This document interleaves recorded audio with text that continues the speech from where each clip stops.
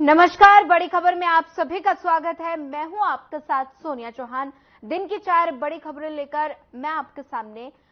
सबसे पहली खबर की बात करते हैं। मोदी सरकार के शपथ ग्रहण से जुड़ी ये पहली खबर। शाम 7:15 पर पीएम मोदी तीसरी बार देश के प्रधानमंत्री के तौर पर शपथ लेंगे। और दूसरी खबर चंडीगढ़ से है, जहां पर नायब सिंह सैनी ने प्रेस कॉन्फ्रेंस की है और साथ ही कई अहम मुद्दों पर जानकारियां साझा की। और तीसरी बड़ी खबर कुरुक्षेत्र से है, जहां चुनावी नतीजों के बाद अब आरोप प्रत्यारोप का दौर जारी हो गया है और अनुराग डांडा के बयान पर राज्य मंत्री सुभाष सुधा ने पलटवार किया। और साथ ही चौथी खबर आपको बता दें सोनीपत से है, जहां पर पुलिस ने तिहरे हत्याकांड में फरार आरोपी को गिरफ्तार किया। ये दिन की 4 बड़ी खबरें हैं। 4 बड़ी खबरों से आप समझ सकते हैं। पहली खबर मोदी सरकार का शपथ ग्रहण समारोह और साथ ही राष्ट्रपति भवन में 7:15 पर शपथ ग्रहण समारोह होगा। दूसरी खबर चंडीगढ़ से है, जहां पर सीएम नायब सिंह सैनी ने प्रेस कॉन्फ्रेंस की और इस दौरान राज्यसभा सांसद कृष्ण पाल पवार और कई अधिकारी भी मौजूद रहे। वहीं तीसरी खबर की अगर बात की जाए तो तीसरी खबर कुरुक्षेत्र से है, जहां पर सुभाष सुधा का अनुराग ढांडा पर निशाना। अनुराग ढांडा के बयान पर उन्होंने पलटवार किया। चौथी खबर सोनीपत से है, जहां तिहरे हत्याकांड का आरोपी गिरफ्तार और 3 हत्याओं को दिया था अंजाम।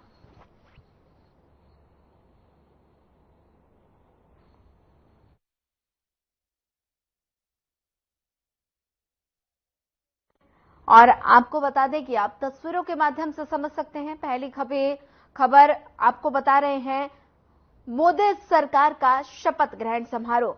और वहीं दूसरी खबर की अगर बात की जाए तो दूसरी खबर चंडीगढ़ से है, जहां पर चंडीगढ़ में सीएम नायब सिंह सैनी ने प्रेस कॉन्फ्रेंस की और साथ ही लाभार्थियों को मिलेंगे प्लॉट, ये इस दौरान उन्होंने कहा।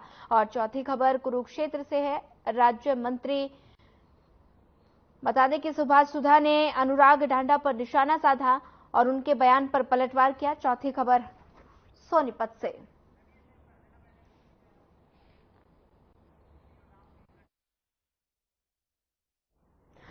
मोदी सरकार 3.0 का शपथ ग्रहण समारोह राष्ट्रपति भवन में शाम 7:15 पर होगा और साथ ही नरेंद्र मोदी तीसरी बार देश के प्रधानमंत्री बनने जा रहे हैं और इसी को लेकर बड़े स्तर पर तैयारियां भी की गई हैं। शपथ ग्रहण से पहले दिल्ली में जगह जगह नरेंद्र मोदी के पोस्टर लगाए गए हैं और शपथ से पहले सुबह नरेंद्र मोदी बापू की समाधि राजघाट पहुंचे और महात्मा गांधी को श्रद्धांजलि दी। और इसके बाद पीएम मोदी सदैव अटल पहुंचकर अटल बिहारी वाजपेयी को भी श्रद्धांजलि उन्होंने अर्पित की। और शपथ ग्रहण कार्यक्रम के लिए कांग्रेस अध्यक्ष मल्लिकार्जुन खड़गे को न्योता मिला और हालांकि कांग्रेस ने शपथ ग्रहण में शामिल होगी या इनकार कर दिया है।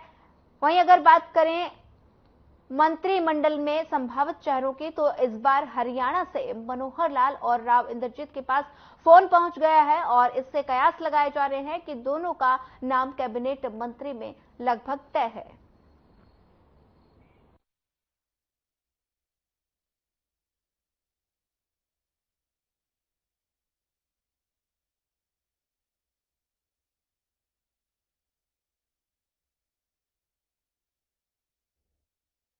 मोदी सरकार 3.0 का शपथ ग्रहण समारोह राष्ट्रपति भवन में 7:15 पर होगा और साथ ही नरेंद्र मोदी तीसरी बार प्रधानमंत्री बनने जा रहे हैं और इसी को लेकर बड़े स्तर पर तैयारियां की जा रही हैं।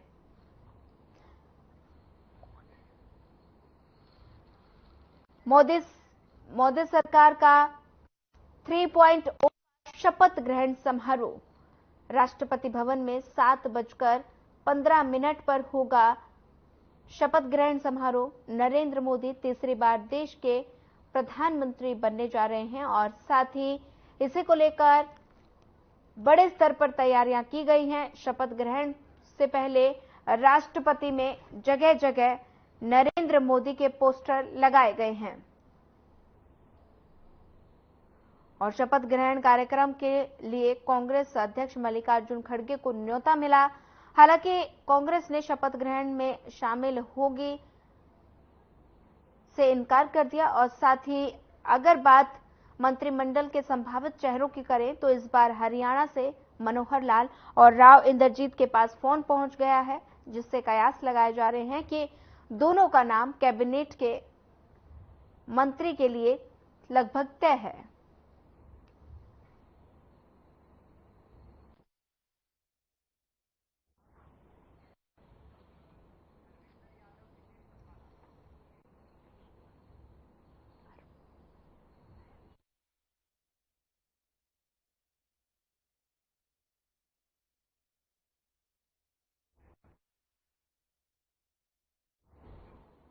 वहीं इसी खबर पर ज्यादा जानकारी साझा करने के लिए हमारे साथ हमारे विशेष संवाददाता हरविंदर यादव हमारे साथ जुड़ गए हैं।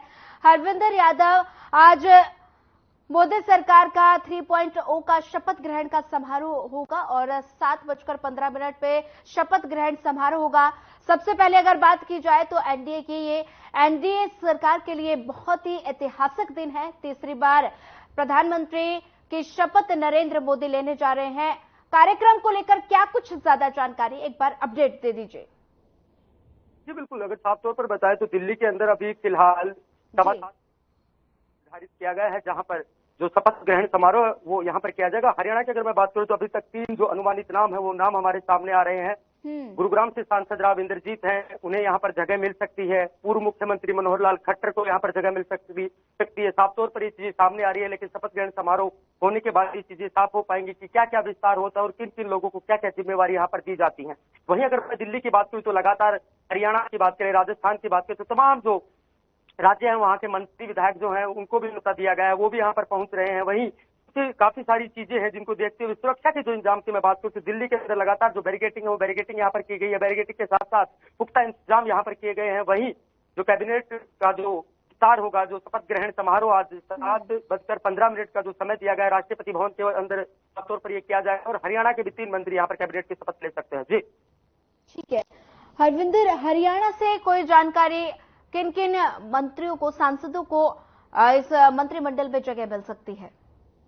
जी बिल्कुल, अगर बात करें तो 3 मंत्रियों का जो संभावित नाम है उसकी सूची हमारे पास पहुंची है। सबसे पहले मैं बात करूंगा गुरुग्राम से जो सांसद है राव इंद्रजीत, उनको यहाँ पर जगह मिलती हुई साफ तौर पर दिखाई दे रही है। वहीं पर पूर्व मुख्यमंत्री मनोहर लाल खट्टर है, उनका नाम यहाँ पर सामने आ रहा है। फरीदाबाद से सांसद है कृष्णपाल गुर्जर, उन्हें भी यहाँ पर बुलाया गया, क्योंकि संभावित नामों की जो सूची है उसका आकलन इस हिसाब से लगाया जा रहा है कि चाय का जो टाइम था जो निर्धारित किया गया था, एक टी पार्टी यहाँ पर बुलाई गई थी, प्रधानमंत्री आवास पर पहुंचे थे, तो वहां पर साफ तौर पर चीजें साफ हुई थी कि हरियाणा से जिन 3 शहरों को यहाँ पर बुलाया गया था तो कहीं ना कहीं संभावित नाम जो है वो कैबिनेट में शामिल किए जा सकते हैं। जी मोनिका। जी हरविंदर, अगर बात हरियाणा की जाए तो किस किस तरह से जो मंत्रिमंडल का गठन होगा, क्योंकि लगातार अगर एनडीए की बात की जाए तो एनडीए जो घटक दल जो सामने आ रहे हैं, घटक दल के साथ होने से ही एनडीए की सरकार अभी बनने जा रही है। प्रधानमंत्री नरेंद्र मोदी तीसरी बार पीएम पद की शपथ ले रहे हैं। घटक दल की अगर बात की जाए तो कितने संतुष्ट नजर आ रहे हैं, क्योंकि आने वाले समय में जो मनमुटाव है जो घटक दलों के अंदर वो ना हो, इसको लेकर क्या कुछ जानकारी?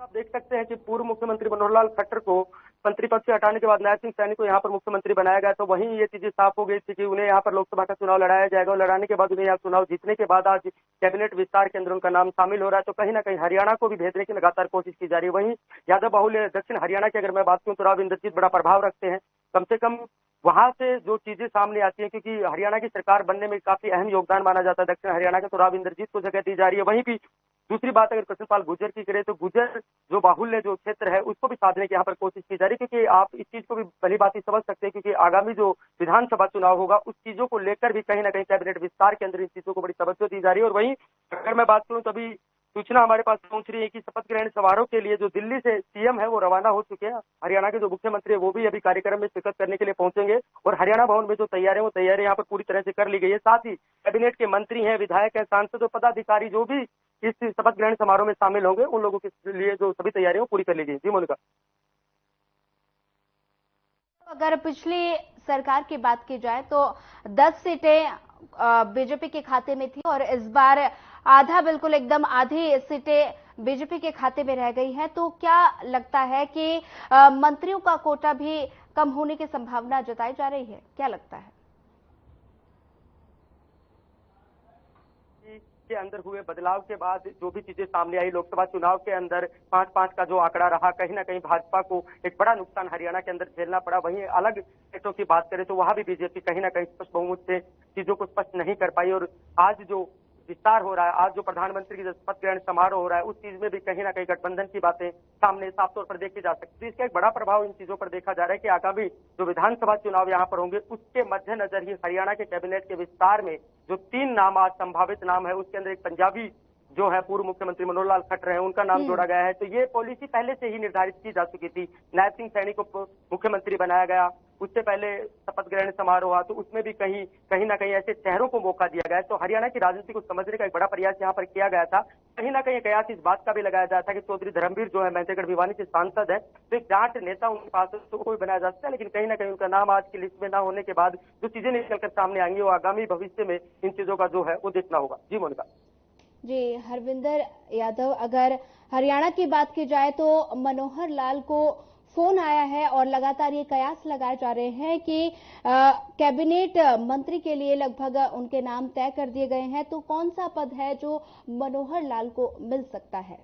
देखिए, ये एक पोर्टफोलियो होता है कि अगर जब भी किसी भी प्रकार का जो सम्मान समारोह है, तो उससे पहले उन निर्धारित लोगों को फोन किया जाता है जो कि संभावित सूची में होते हैं, और उसी के आधार पर जो खबरें हैं वो लगातार यहाँ पर दिखाई जाती हैं। तो कहीं ना कहीं आज जो 3 नेता यहाँ पर पहुंचे थे, जिसमें राव इंद्रजीत की बात करें या फिर कृष्णपाल गुर्जर की बात करें या फिर मनोहर लाल खट्टर की बात करें, तो जो टी पार्टी जो हुई थी, तो इसमें तीनों के तीनों जो संभावित नाम है जो अभी तक हमारे सामने आ रहे हैं, वो यहाँ पर पहुंचे थे। कहीं ना कहीं इस बात में साफ तौर पर देखा जाता है कि अभी आप मंत्रिमंडल विस्तार की बात करते, क्या क्या मंत्रिमंडल जो है वो दिए जा सकते हैं, तो जाहिर सी बात है इसमें कैबिनेट और 2 राज्य मंत्री बनाए जाएंगे। और इसके अंदर भी अगर मैं साफ तौर पर देखूं तो जो सूचनाएं हमारे पास पहुंचे कि हरियाणा से एक कैबिनेट मंत्री, एक राज्य मंत्री स्वतंत्र प्रभार और एक राज्य मंत्री मोदी सरकार में शामिल हो सकता है।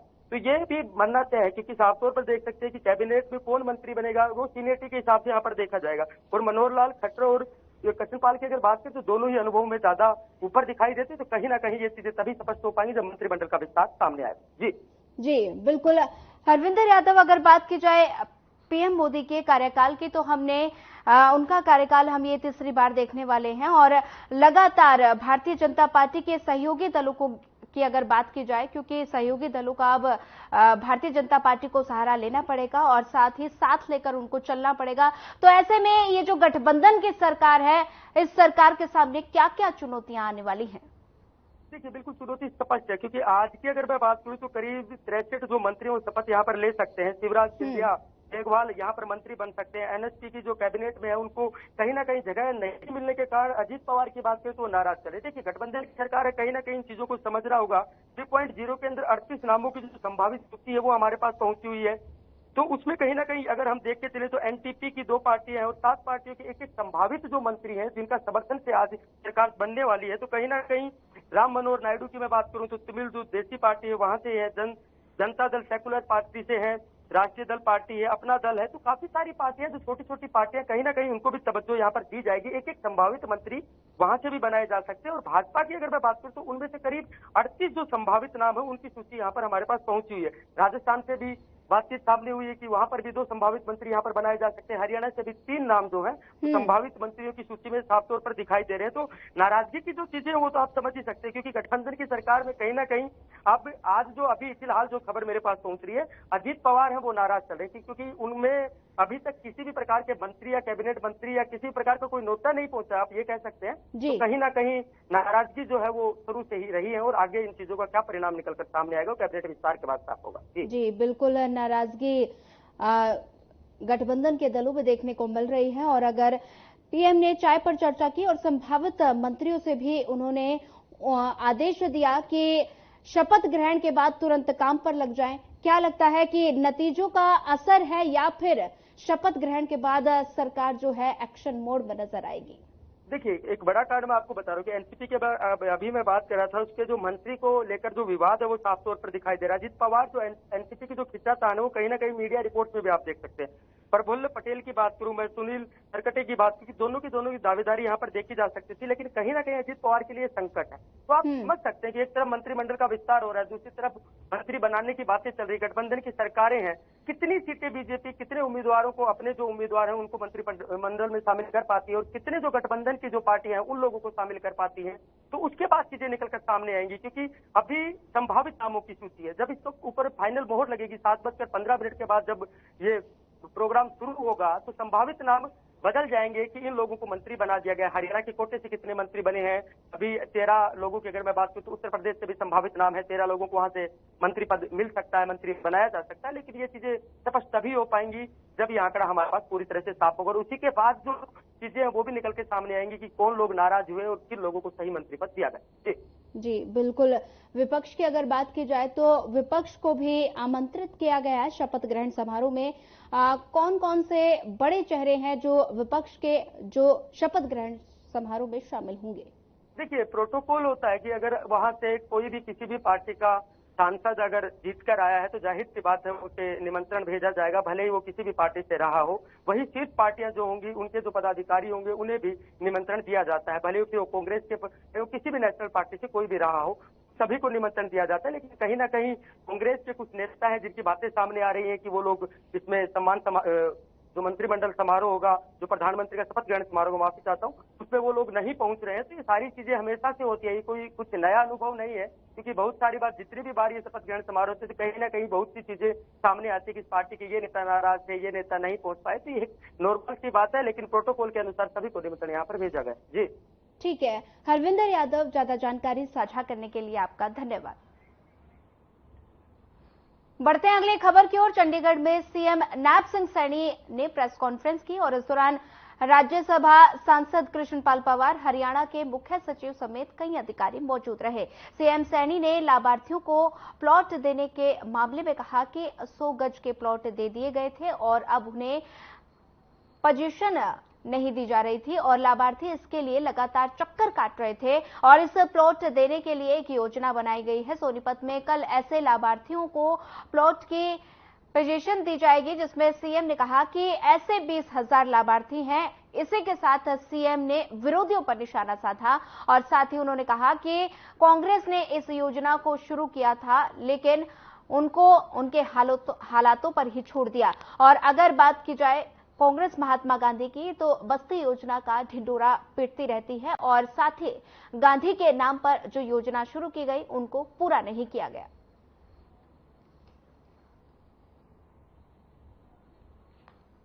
के बाद ऐसे हमारे हरियाणा प्रदेश के अंदर ये 20,000 लाभार्थी हैं जिनको कल प्लॉट और पोजीशन दी जाएगी,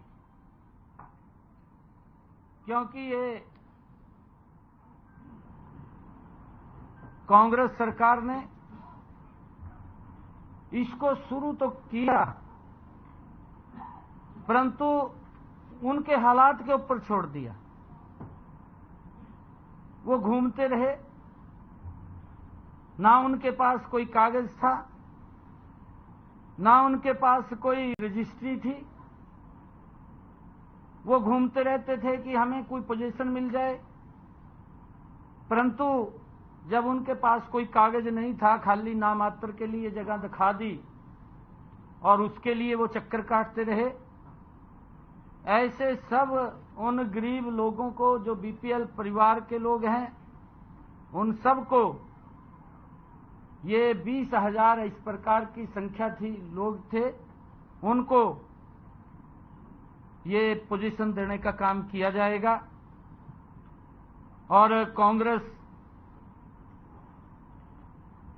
जो ये महात्मा गांधी बस्ती योजना, ग्रामीण बस्ती योजना का ये ढिंढोरा पीटते रहे और ये उनके हालात के ऊपर कांग्रेस ने गांधी जी के नाम के ऊपर इस योजना को शुरू किया, परंतु उसको अमली जामा नहीं बनाया, खाली नाम दे दिया, उनके हालात के ऊपर छोड़ दिया। हमने ये निर्णय किया है इस समस्या के समाधान के लिए मुख्यमंत्री ग्रामीण आवास योजना के अंतर्गत सभी लाभार्थी, जितने ये लाभार्थी थे, उन सबको प्लॉट का कब्जा भी दिया जाएगा, उनको रजिस्ट्री भी बना करके दी जाएगी। और उसके बावजूद ऐसे अगर जो और लाभार्थी हैं जो शेष बचेंगे, उनकी संख्या ये लगभग 20,000 है और 7,775 ऐसे जो लाभार्थी हैं जिनको कल ही ये पोजीशन भी देंगे, कब्जा भी देंगे और उनकी रजिस्ट्री भी कराएंगे। 20,000 लोगों के जो हमने चिन्हित किया है, जहां उनको प्लॉट नहीं मिल रहा है या जमीन उपलब्ध नहीं है, शीघ्र ही, जल्दी ही अगले चरण के अंदर हम उसकी सारी की सारी तैयारी कर रहे हैं, लगभग वो फाइनल टच के अंदर है। उनके खाते में भी 1-1 लाख रुपया वो प्लॉट खरीदने के लिए, वो प्लॉट खरीद सकें, वो पहुंचाने का काम भी जल्दी ही हम करेंगे। ऐसे बढ़ते हैं अगली खबर की ओर। कुरुक्षेत्र में राज्य मंत्री सुभाष सुधा ने अनुराग डांडा के बयान पर प्रतिक्रिया देते हुए कहा कि अब ये लोग एक दूसरे के कपड़े फाड़ेंगे। आने वाले विधानसभा में बीजेपी की जीत होगी और साथ ही उन्होंने कहा कि बीजेपी पर जनता को भरोसा है। आने वाले विधानसभा में एक बार फिर से हरियाणा में बीजेपी की सरकार।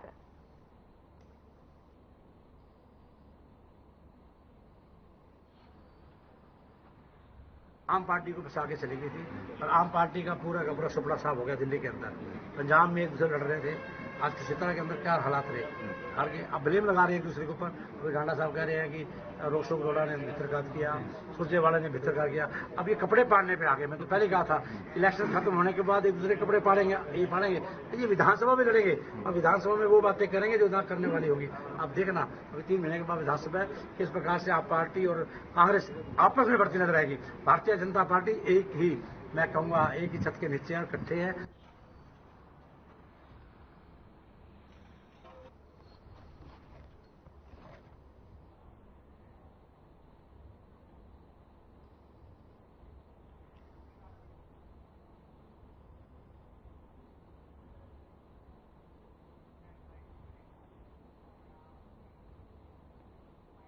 बढ़ते हैं अगली खबर की ओर। 23 मई को सोनीपत के गांव बिंदरोली में भाई, भाभी और भतीजे को मौत के घाट उतारकर मौके से फरार आरोपी हत्याकांड को पुलिस ने पकड़ लिया और आरोपी माता वैष्णो देवी जाकर छिप गया था और साथ ही वहां भीख मांगकर पेट भर रहा था और पुलिस ने उसे गिरफ्तार कर लिया। अदालत में पेश कर 3 दिनों के पुलिस रिमांड पर ले लिया गया और पुलिस पूछताछ में खुलासा हुआ कि आरोपी मनदीप अपने भाई अमरदीप के प्रेम विवाह से नाखुश था। पहले भी इस विषय पर कई बार झगड़ा हो चुका था।